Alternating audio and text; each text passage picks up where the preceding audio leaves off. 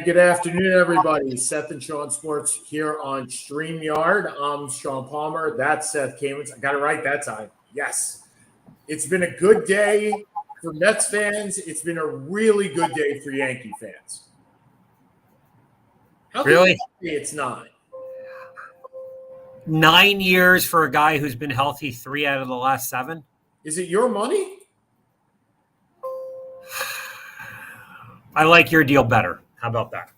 Well, which deal? I mean, the Mets, look, we're going to roll through all the Mets, all the baseball deals that have happened in the last couple of weeks because the free agency has definitely been huge, popular, and I'm a happy camper. But the fact is, which deal are you talking about? The Mets have been – which is the best deal that you've found so far? I mean, there's been a lot of deals, and we can go through them all. But what's been your favorite deal total? I kind of like your Verlander deal. Let me go through. I love how it's my Verlander deal. I love that. You're a Mets fan. It's your Verlander deal. My Verlander deal. I'm a big fan of my Verlander deal. It's not even the best deal I like. No, I'm just looking. Quintana for 2 years, 26. Love that deal. Love that deal. Heaney, 2 years, 25. Don't mind. I actually like the Yankee deal, signing Tommy Kahney for 2 years and 11 if he's healthy. If he's healthy. Well, and most of these deals, Seth, and when it comes to pitching, how many years is too many years, right? We talk about Aaron Judge and how you say it's too long of a contract. Okay, I can get behind that. Look, I can get behind it. Trey Turner goes for 11 years. I can get behind that. He's a middle infielder. But the difference is when you are a hitter, you can go to the DH. There is a method in which you can be semi-productive. As soon as he'll go there as soon as Stanton retires. It'll be Stanton's contract's over. Right, but I'm saying Albert Pujols was a horrible contract. But Albert Pujols still played, right? There was a method. There was a method in which he could play. Pitchers, you get hurt, there is no method in which you can play. So when you talk about 4 or 5 year contracts, and I'm looking at you, Texas Rangers, a 5-year contract for Jacob deGrom at $37 million apiece, I'm kind of shaking my head, going, "This guy's made 25 starts over the last 2 years. Really? 5 years with an option for a 6th? Let's go through some of these 5-year contracts. I mean, I seem to remember Mike Hampton as one. I seem to remember Kevin Brown, Denny Nagel. Yeah, I was going to say Denny Nagel. Most years pitching contracts. And I know the number one. Do you know who the number one is? Most years. Well, Cole is 9. There was a longer one.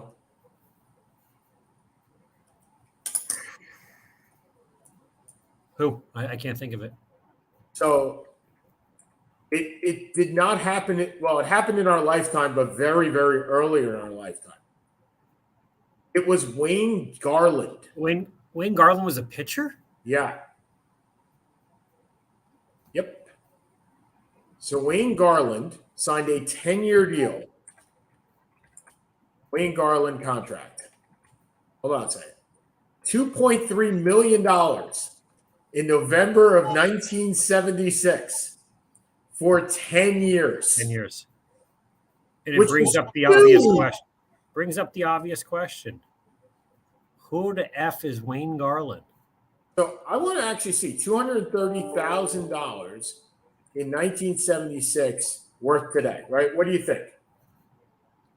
How much do you think it is? $2.3 million in 1976?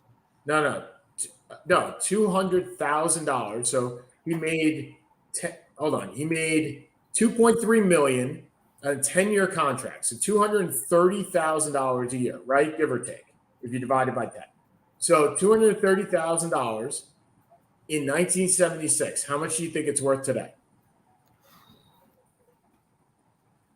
It depends at the rate of return. I have no idea. No, standard inflation, just inflation.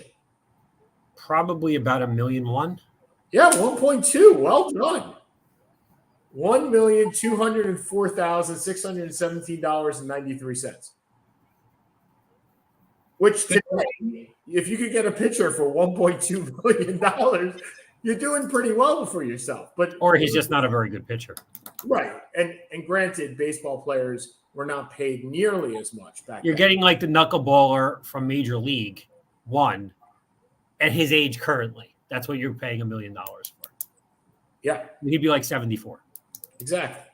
So the fact is, yes, let's give Jake DeGrom 6 years, because that makes all the sense in the world from my perspective.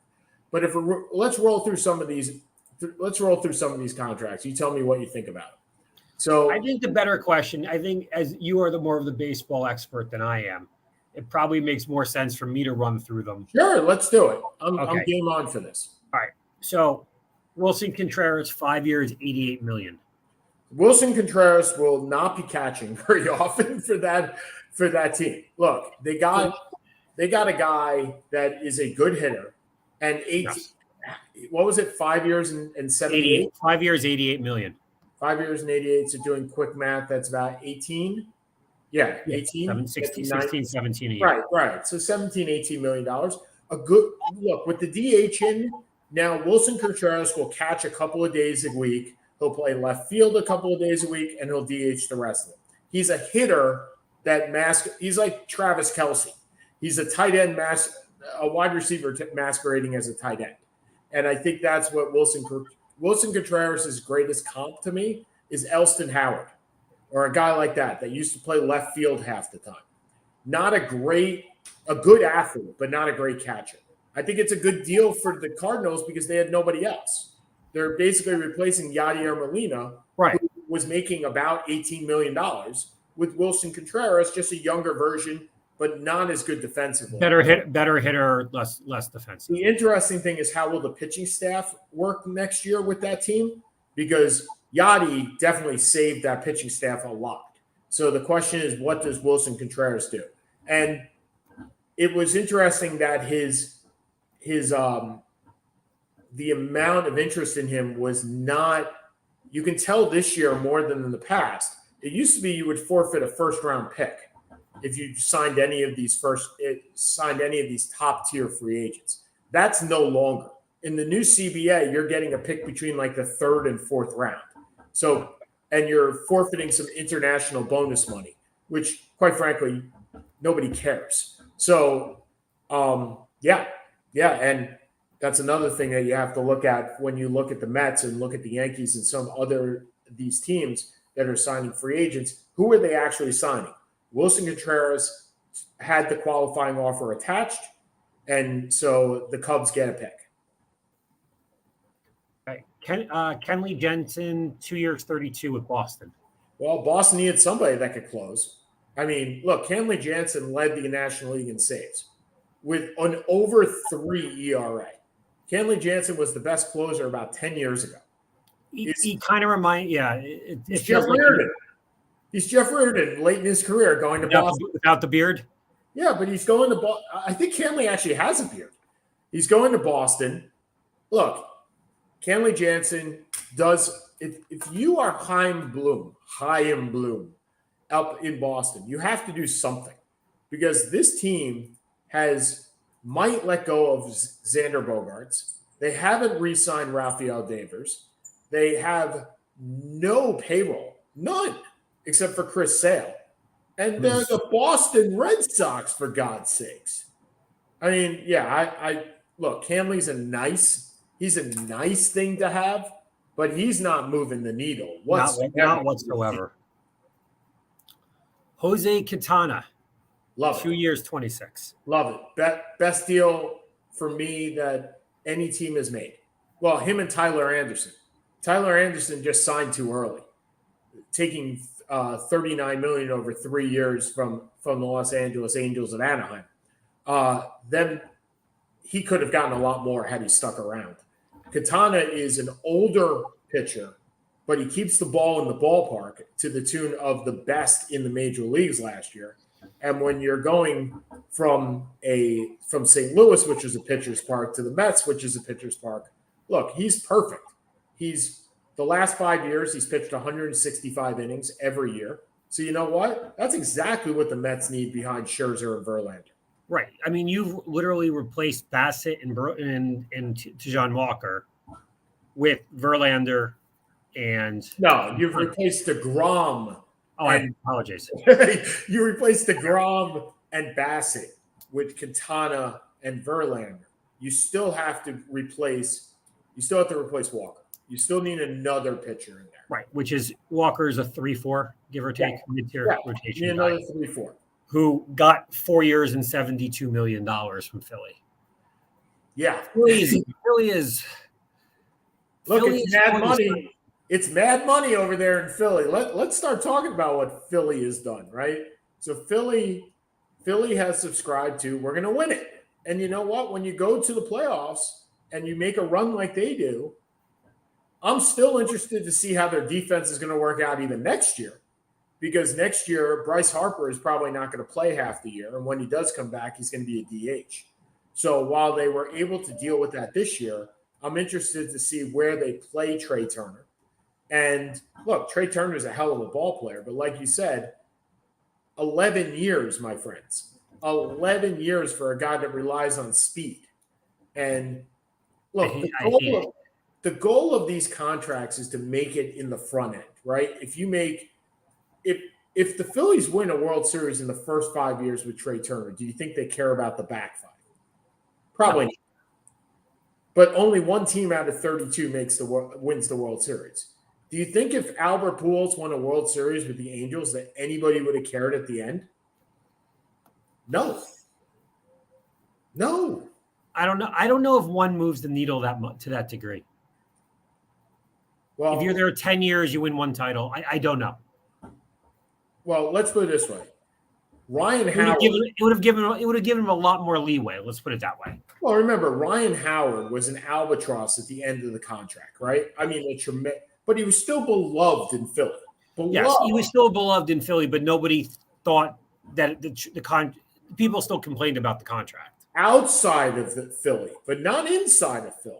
He was still an albatross. No, don't get me wrong. Like, it prevented them from doing other things. And when I say it's not my money, that's the one thing that baseball fans have to realize. There are budgets, right? Unless you're Steve Cohen.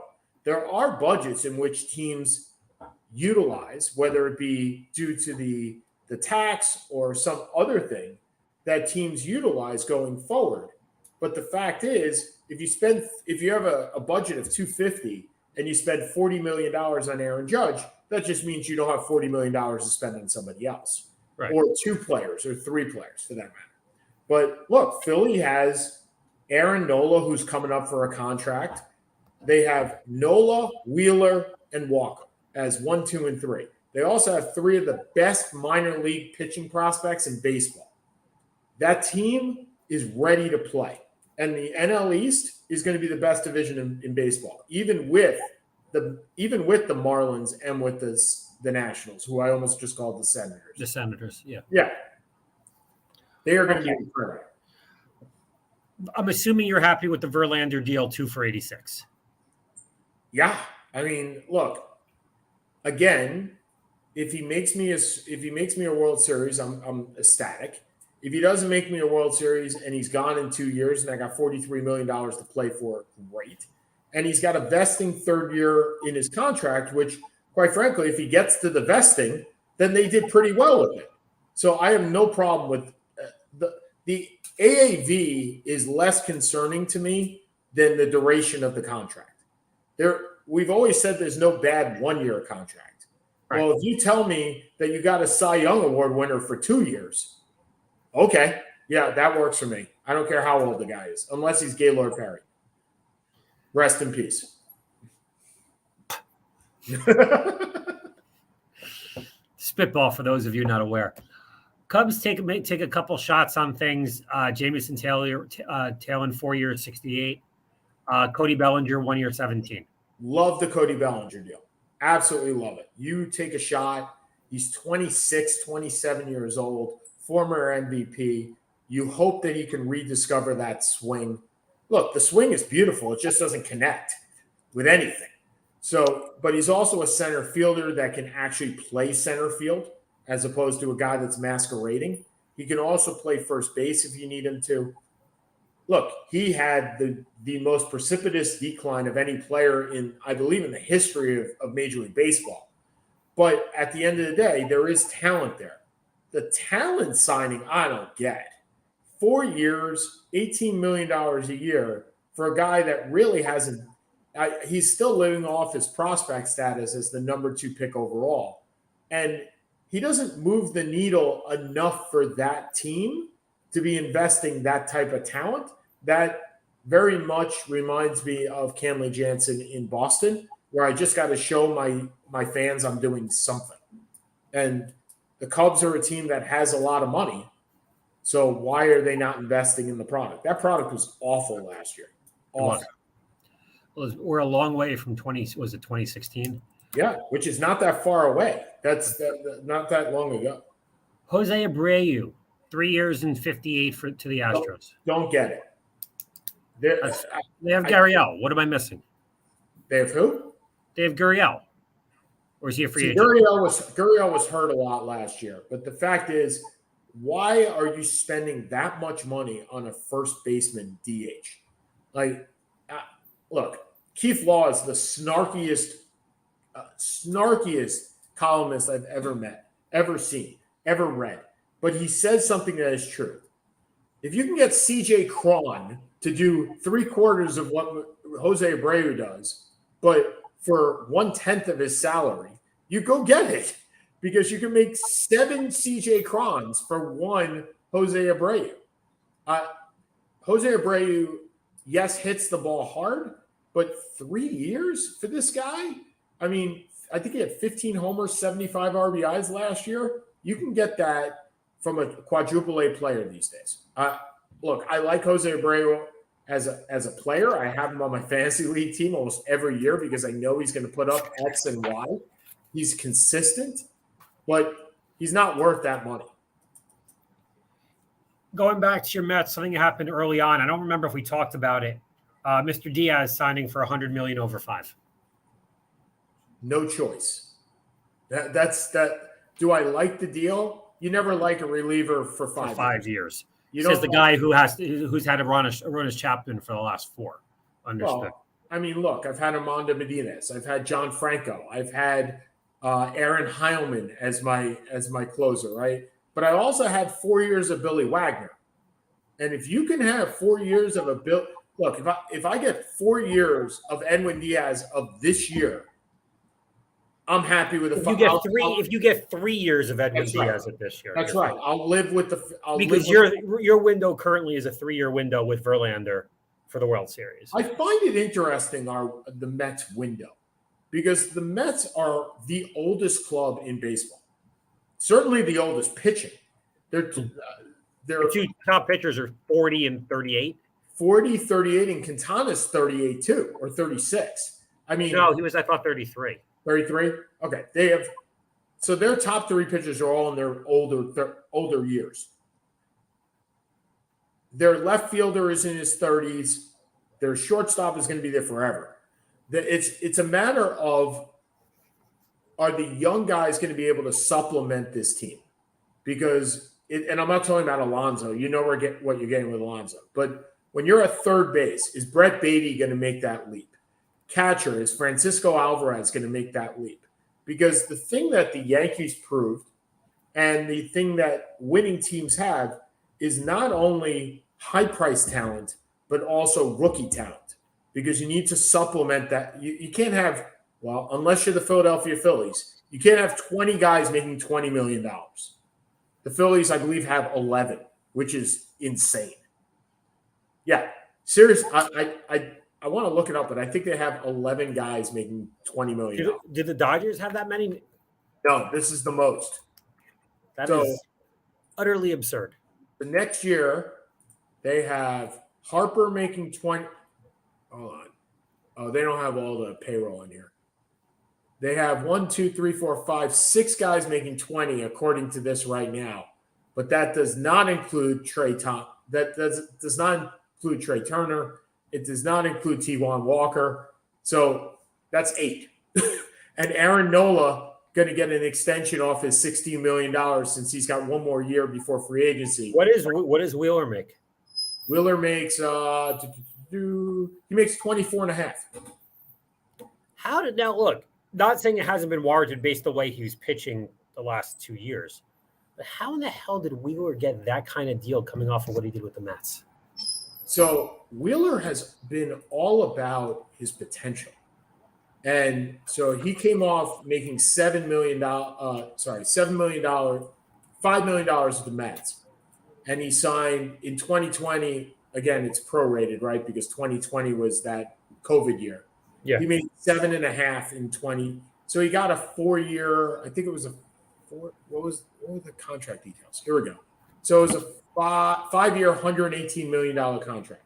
I mean, he's pitched very well. He had underlying numbers. He is a Cy Young candidate every year. Mm-hmm. So he's finally developed into the pitcher that he was. Remember, he was traded straight up for Carlos Beltran from the Giants. I mean, he was the guy the Mets were like, yes, we finally got. We traded our guy. This is the pitcher that we got for him, and they thought he was the next Generation K, right?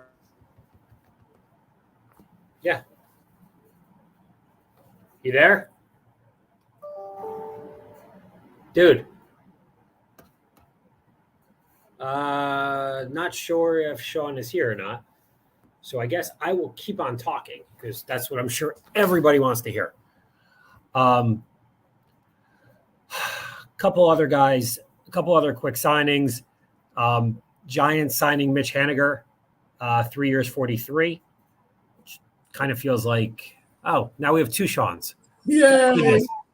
Thank goodness we have two of you, because that's what the world needs. Yeah. Another Sean. And why not? Another Islander fan. So Giants signed Haniger, who I guess is Judge Jr. Oh, yeah, who batted 246. He's not Judge anything.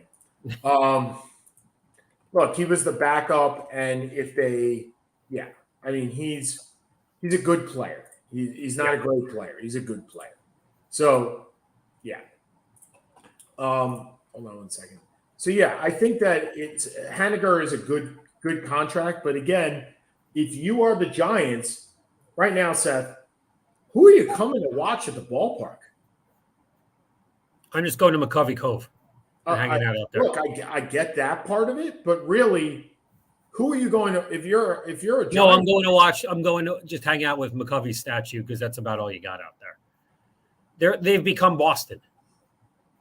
They've got nothing. Yeah, they're a team that had a wonderful decade. They brought in, a high level guy to kind of, the Red Sox brought in Bloom. San Francisco brought in I forget his last name. Who was a big time analytics guy. And they haven't been able to get the players. They're a very far run from where they were 4, 5, 6 years ago when they won 3 titles in 10 years. And there's nobody. I mean, there is nobody on that team. That team is Brendan Crawford, and that's it. And I mean, you go down the roster of the San Francisco Giants. Hold on, I really just want to see how many of these guys. Okay, so Alex Cobb, but you don't know. Okay, that's the pitching staff. Alex Cobb and Alex Wood. Those are the guys you might know. Yep. Joey Bart was the number 2 pick in the draft. That's the only reason you would know him, if you knew him at all. Name rings a bell. Brandon Crawford, 47. He's 47 years old. J.D. Davis, because he was on the Met. Wilmer Flores, because he cried as a Met. He cried when he left. Wait, what happened to Brandon Belt? He's gone too. Mike Yastrzemski, Mike Yastrzemski. Yeah, he had a really good start to the year last year. Jock Peterson from the Dodgers, right? Mm-hmm. Mitch Haniger now, and Tommy LaStella. That's it. Who's Tommy LaStella? He was the he's played with the Angels for a while. Okay. Well, since nobody pays attention to the Angels. Yeah, he played with the Angels and he played with the Cubs in 2016. He was on the team. So, but the fact, Jose Cruz is on this team too, but I'm not sure which Jose Cruz that is. maybe Jose Cruz the fourth. But the fact is that you probably know their coaching staff more than you know their players. You know Gabe Kapler, Andrew Bailey, sure, Brian Bannister, sure. Pedro Guerrero. Who? Pedro Guerrero? Yeah, Pedro Guerrero Jr. Do I remember? Should I remember Pedro Guerrero? No. But I'm saying, so that's four, right? So you got four guys, and I'm not sure you had four guys even on the team that you had. So that's what the Giants do. All right, who's next? Well, I think that covers most of it for now. There's still a bunch of names that we still haven't had the real run on the middle infielders. That's true. Led by Carlos Correa. I mean, we'll talk about that, I think, a little bit more next week. I guess we'll talk about. We'll talk a little bit of NFL. Oh no! We have to give honor to the crime dog. We have to talk about this, right? The guy that should have made the Hall of Fame a long time ago, Fred McGriff, the most consistent player in the 1980s and in the 1990s, finally makes the Hall of Fame, and we, as Jason Stark eloquently said a couple of days ago, the door is now slammed shut on Roger Clemens and Barry Bonds. I think the bigger question is Tom Amansky going to give his introductory speech? Tom who? You don't remember Tom? Oh, that's the hitting clinic, right? Yes.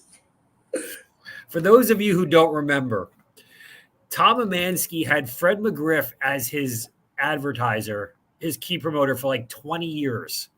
He filed the Tom Amansky baseball method to get his way to 493 home runs. It was pretty funny, but yeah, it's over. It's over for Schilling. It's over for Bonds. It's over for Clemens. And this wasn't, these were the peers, and they said no. And that's it. And they got less. They got less of a percentage than they did. Significantly less. Because the second highest person, I believe, was Don Mattingly, who, while a really nice player and as a Yankee fan, one of the most beloved players of all time, who I believe if he had not gotten hurt so early in his career could have ended up as in my mind, a Hall of Famer. He was the best player for 3 years in the major leagues. Yeah, he won the batting crown in 84. He won the MVP in 85. He had 2 or 3 years after that where he was 320, 30, and 120, which in those years were phenomenal numbers. Not that they're bad now, but 30 home runs doesn't have the same panache in 2020 as it did in 2018. No, but that's the thing with Fred McGriff, right? So, and Stark said this in his column. McGriff stayed the same. Everybody else changed, right? So he consistently had 35 home runs and 100 RBIs. He started before the steroids, and he continued through the steroids. And I think for the first 5 years of his career, he was in the top 5 in home runs and RBIs. And then he was never there again because the home runs doubled. Right. And the RBIs doubled, and the walks doubled, and everything else doubled, right? So, I mean, look, look, Mattingly won an MVP in 85. He finished second in 86.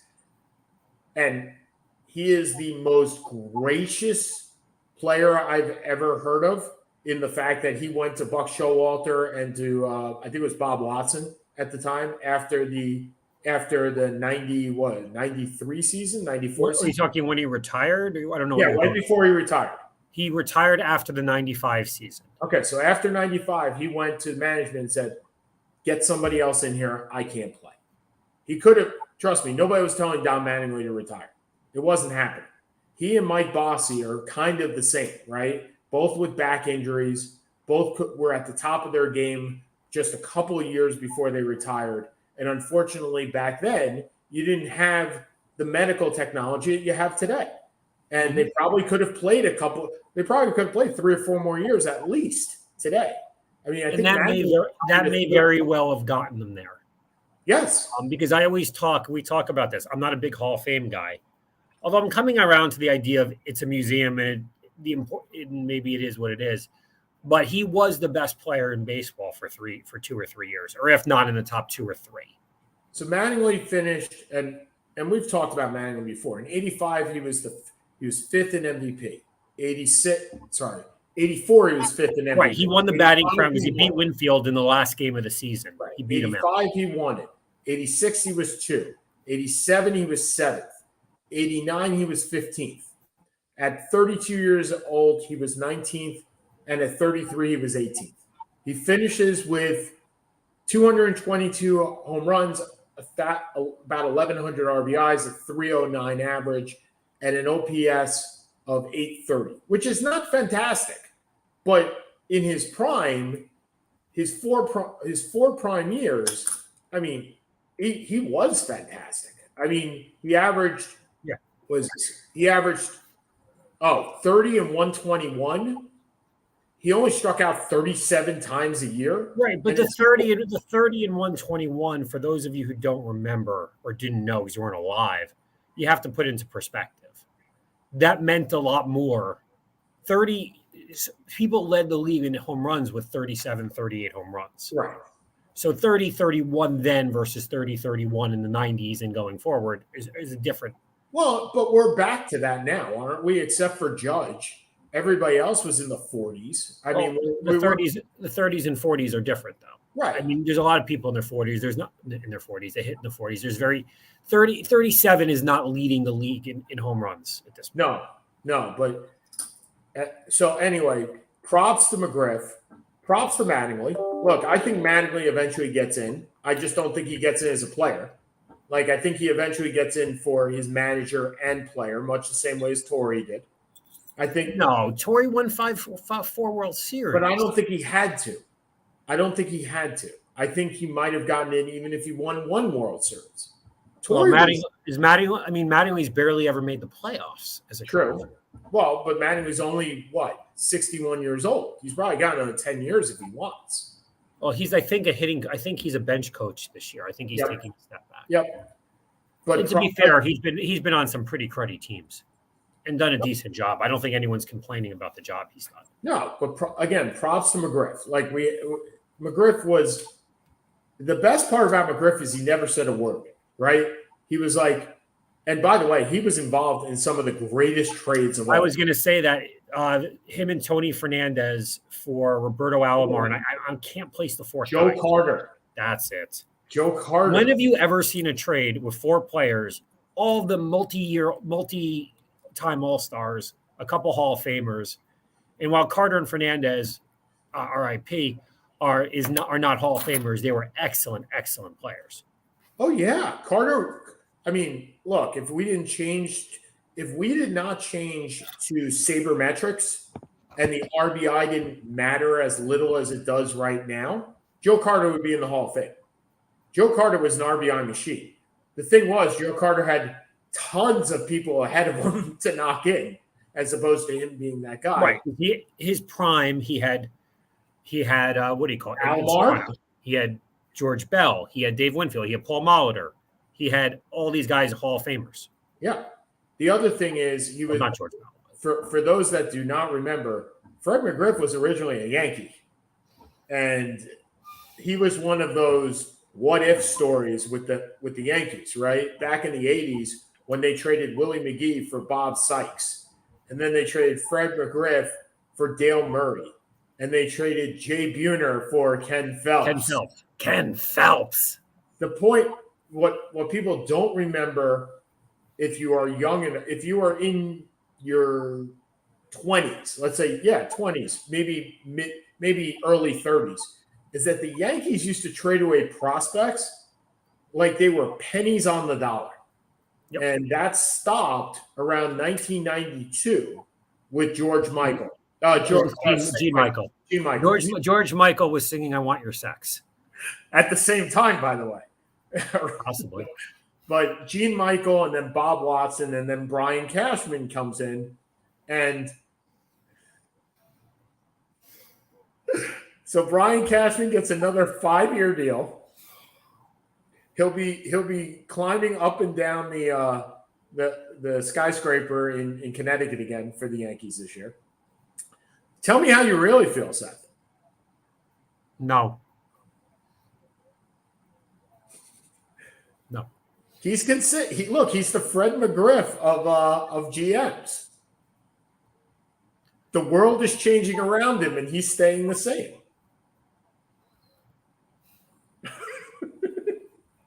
You know, it is nice that once in a while I'm not the one that's fuming over my GM, and I'm not the one fuming over my owner. It is. I'm sure it is enjoyable. This is enjoyable. And yeah. So anyway, so the Mets have a couple of more prongs to go through. Look, the shortstops will be very interesting where they land at this point. And with the Braves, the Red Sox, the Twins, the Mariners, I've heard even the Angels looking at a shortstop or the Dodgers jumping in on Correa. Man, that would, it'll be fun. But you're right, that trade, I keep looking at the trade of Fernandez and McGriff for Alomar and Carter and going, yeah, we haven't had trades like that in a while. By the way, if you're a hockey fan, the equivalent is Jean Rattel for Brad Park.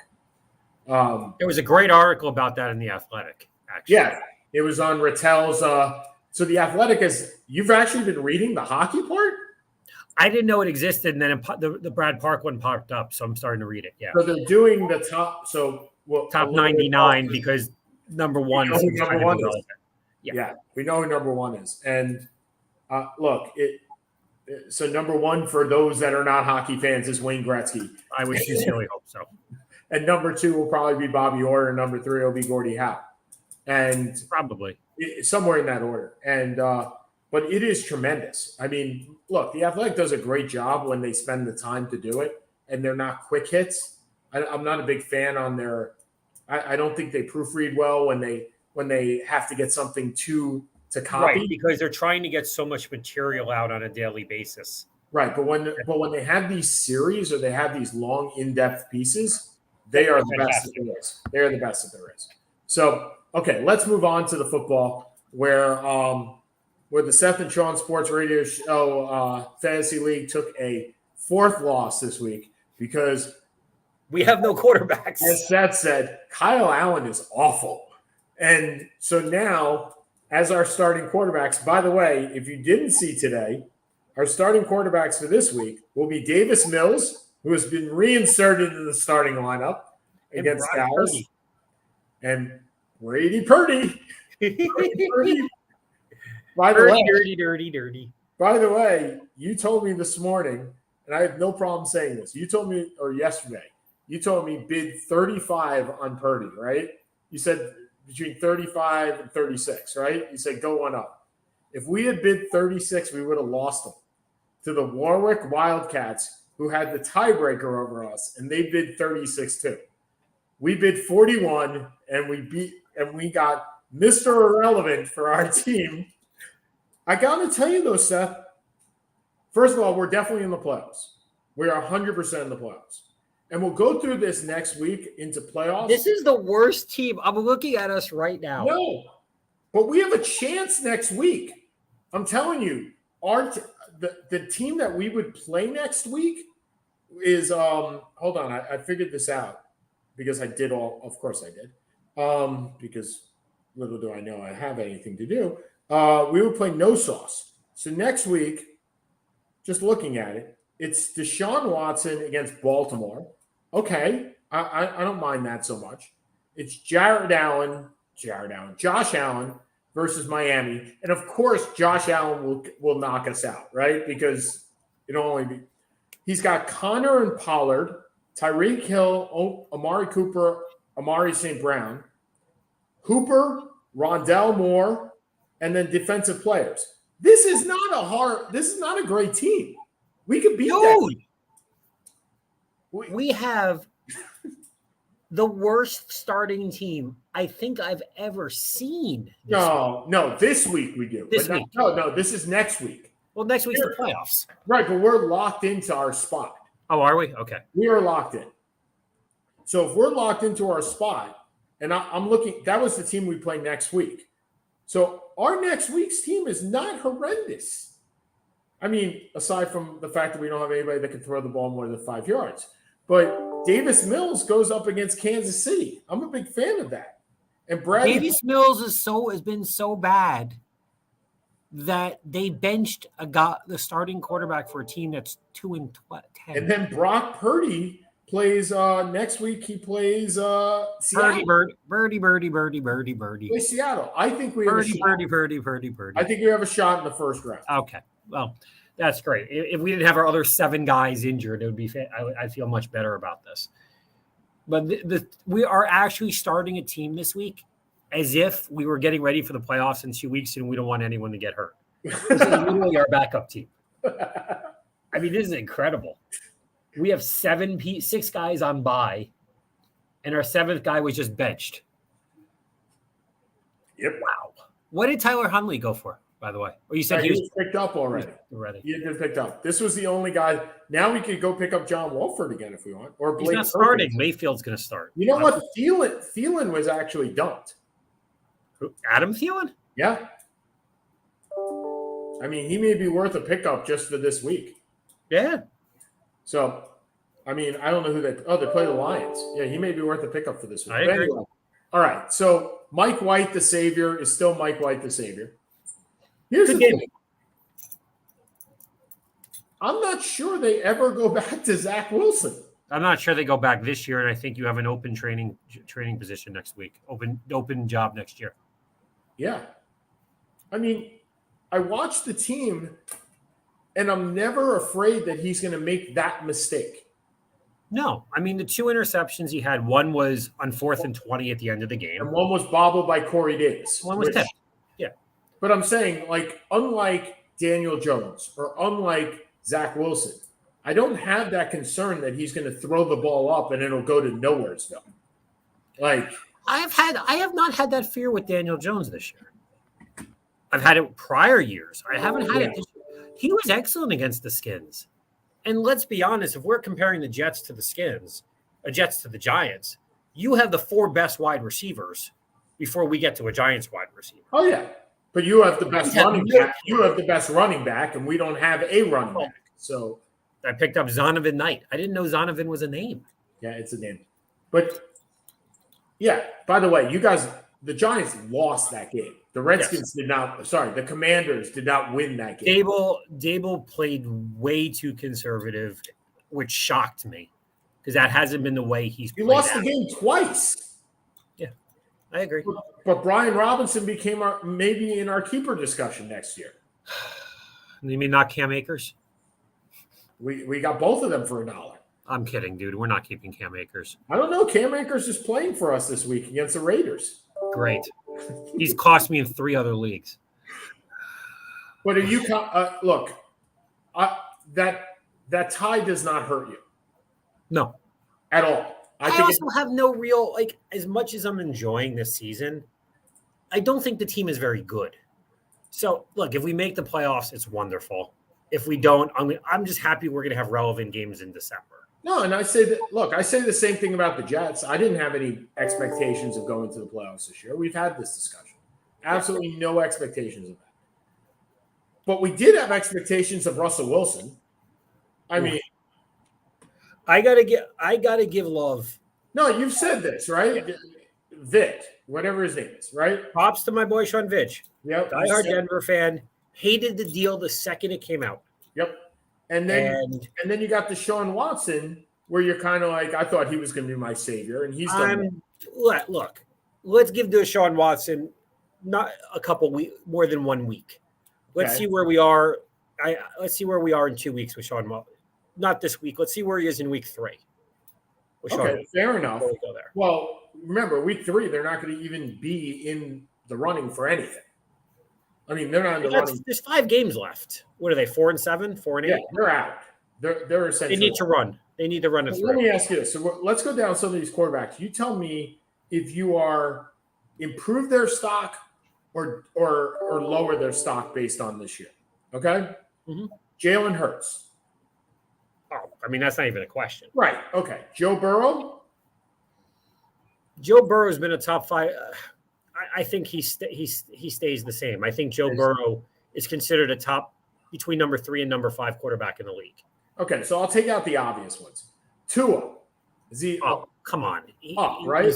Skyrockets up. Justin Herbert. I think he stagnates. He's stagnant, and here's why. Their line has been decimated. They've been without Keenan Allen for 8 games. They've been without Mike Williams for 6 games. Yep. They haven't. I don't think anyone's going to bust on now. Where people may bust on Herbert a little bit is the thought was he was going to take the jump to the next echelon of that Mahomes Allen, and whether it was because of him or because of the circumstances that dictated his play, he hasn't been able to do that because of all the injuries, starting with Rashawn Slater. Yeah, I agree. Okay. Look, we're always going to have this. We're always going to have this question because he's always the same way. But Dak Prescott. I think if anything, it goes down. I would agree. I think it definitely goes down because I think the injury does not help. No, the injury for him just folds into the concept of he's always injured. He's always injured, and Cooper Rush went 5-1 as a starting quarterback. Or 4-1? He went 4-1, I believe. Okay. So I like Prescott. I think he's a good QB, but certainly nothing has escalated him. And and his play has been inconsistent since he came back. Kyler Murray is definitely a downhill, right? Yes. Definitely down. Derek Carr, I think he is what he is. He's a mid-tier starting quarterback. Right. I think he is. He's had 1 or 2 years of great. He's had 1 or 2 years of terrible. He's not going to be the linchpin to get you to a Super Bowl, but he's not going to be the guy that's going to drop. That's going to be the reason you're 3-13. I don't know about that though. Is he the guy that could lose you the Super Bowl? I'm saying he's not the guy who can win it. Could he get you to the Super Bowl? I don't know. I don't think so. I mean, I don't know.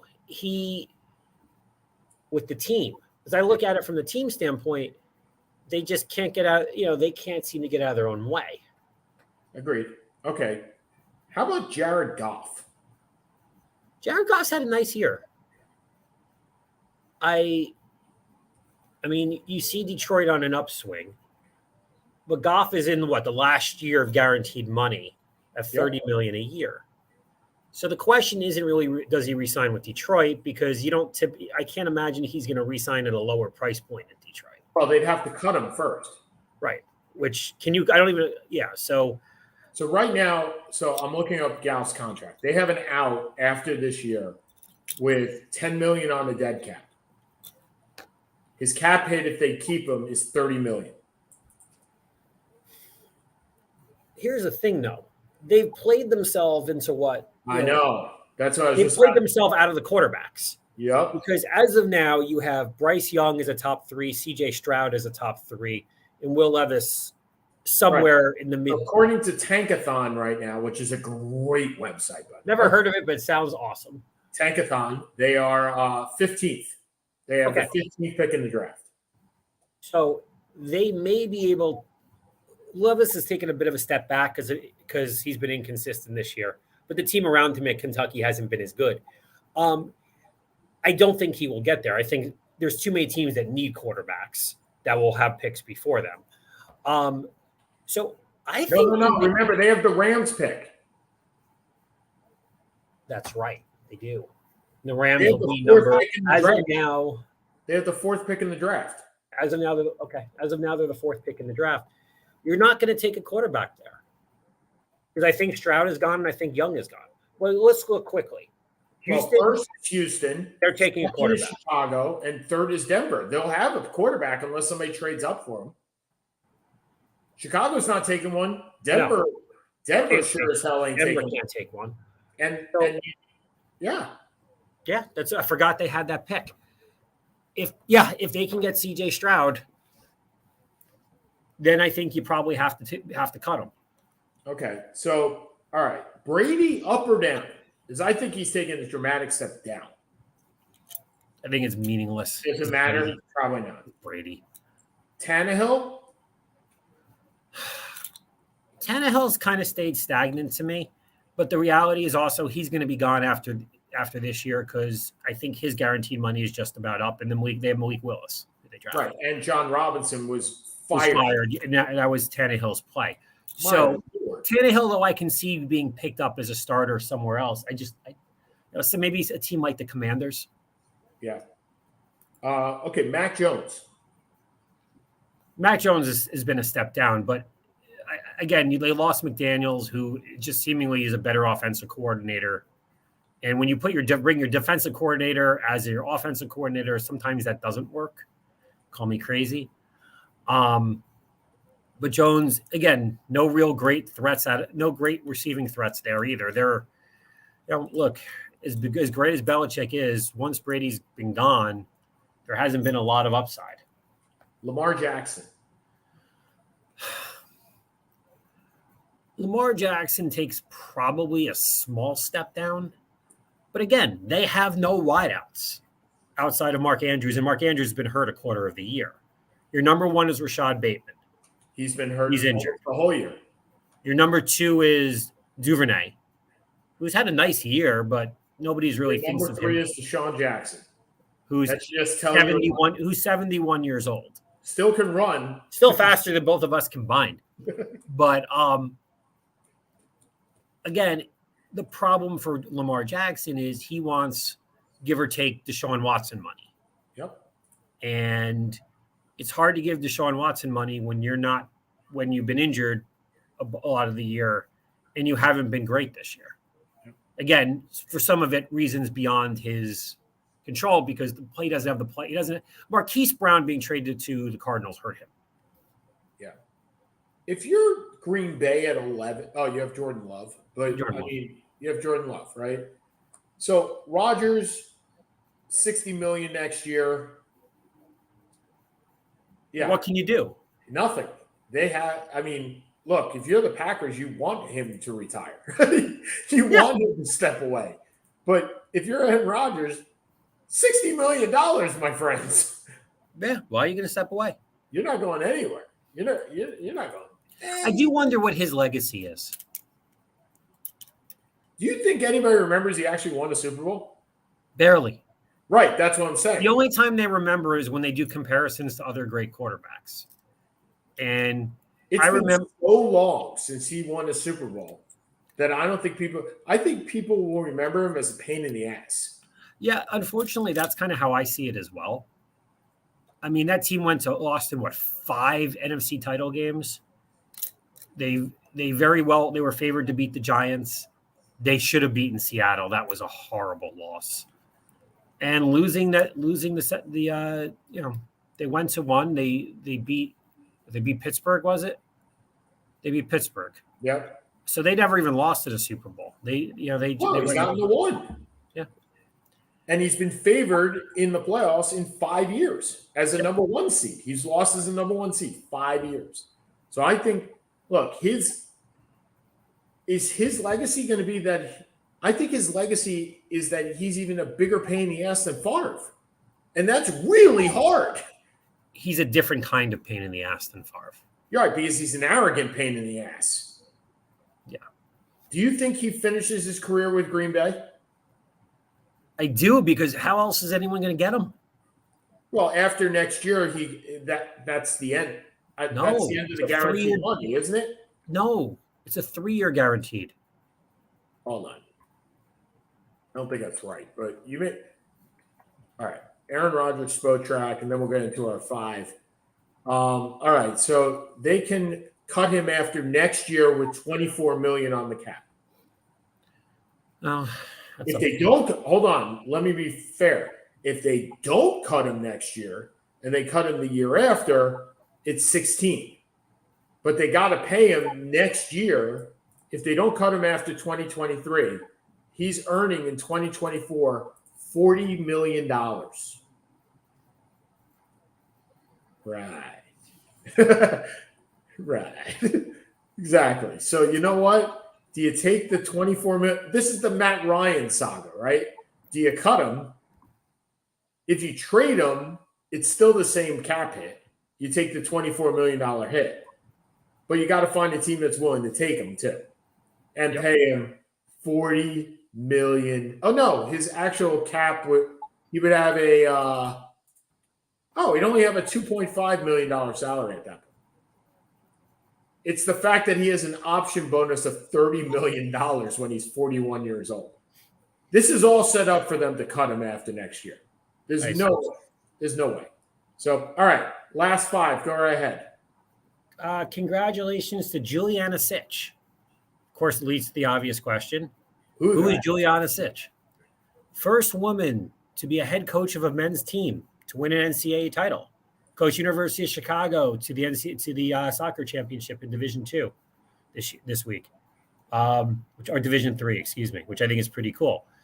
Also, if you can find, there is a volleyball play, which is one of the most ridiculous things anyone has ever seen. Is a college volleyball play where a woman jumps over a table, dives through a table pretty much to return a ball. The effort was so extraordinary that I think it was either Kyle Shanahan or offered an assistant job based upon the work, the effort and ethic of that one play. So congrats to whoever the coach is and to whoever the player is, which is amazing. So, and good job, Georgia, once again. Way to hold it up. Good to see another ex-athlete biting the dust on the there you go. This will be the only time we ever did you see this play? No. Oh, you have to go. I think you missed the important part already, but maybe not. Okay, keep going. No, I keep going here. Okay.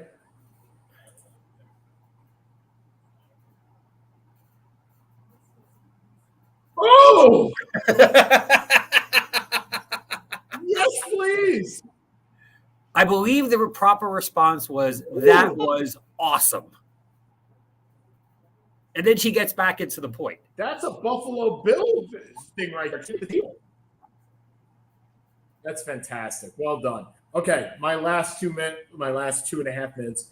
Number one, we would be reticent again if we didn't extend our condolences to the Gaylord Perry family. Look, Gaylord Perry, although he cheated every 2 seconds and is one of the Hall of Famers one of the pitchers in the Hall of Fame, even though he actually admitted to cheating, which, you know what? He only got caught once, and he did it for 24 years. That's pretty impressive just for that. Albert Bell got caught in his first year of corking a bat. So, okay, number 2, and I think that this is, for me, pretty important. Not pretty important, but pretty adamant, is that while the Hall of Fame slammed the door on Barry Bonds and Roger Clemens, sometimes you have to be careful what you wish for, because Curt Schilling said, I'll wait till the players induct me because I think I have a better shot there, or they're the players I played with. Well, Mr. Schilling, they don't like you too much either. They don't like you at all. Okay. For Seth Kamens, I'm Sean Palmer. Next week, we got fantasy football playoffs. We'll go through all the matchups, which you should use. And you know what? Maybe Brock Purdy leads us to a championship. Purdy. All right, everybody. Have a great week.